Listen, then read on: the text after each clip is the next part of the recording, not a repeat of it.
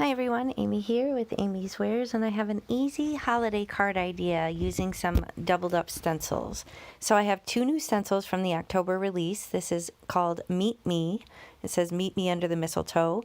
And then this is Dotted Trees, I believe. I'll link the information below in the video description box. But basically, I'm going to use both of these new stencils and create a really simple, easy single layer holiday card for my stash. So here's a photo of the finished card to show you the direction that we're headed, but ultimately it was very simple and easy to create.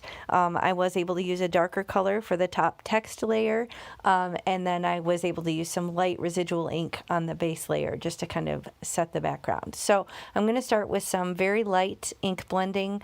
I'm kind of going heavier handed in spots, lighter handed in others, but I'm using my Teal Family blending brush, and I'm kind of trying to avoid the trees, but honestly it doesn't really matter because I end up just kind of coming in with a more traditional green. So these aren't exactly traditional holiday or Christmas colors, but this is what I felt like playing with. So I don't usually clean my blending brushes. I tend to leave the ink on there because I know I'll come back for it at some point. So it saves me time not cleaning them every time, and I can get kind of a nice subtle lighter color than if I went directly to the ink pad for my blending. So this is the base ready to go. I'm working directly on a card base of 120 pound accent opaque.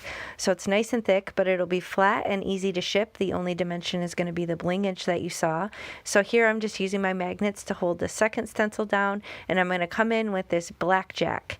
Now if you aren't familiar, all of the neutrals are now available in the mini format at Catherine Pooler. So she's actually kind of switched her whole format of the minis to individual purchases rather than the 8 packs that they were before. So I do have the entire collection now. I am entirely caught up with the ink pads and the re-inkers, but I only collect them in the minis. So this is one of the neutrals. I can talk. One of the new neutrals that I was very excited to get my hands on. So I'm just working over, making sure I get all the details of those words and all those additional little black dots, and that is going to finish the ink blending part. Now I just have some blingage here. These are resin droplets. I have liquid glue in my jewel picker tool, and I'm going to put these in an odd number around the composition. I have 3 in the top right and 2 in the lower left.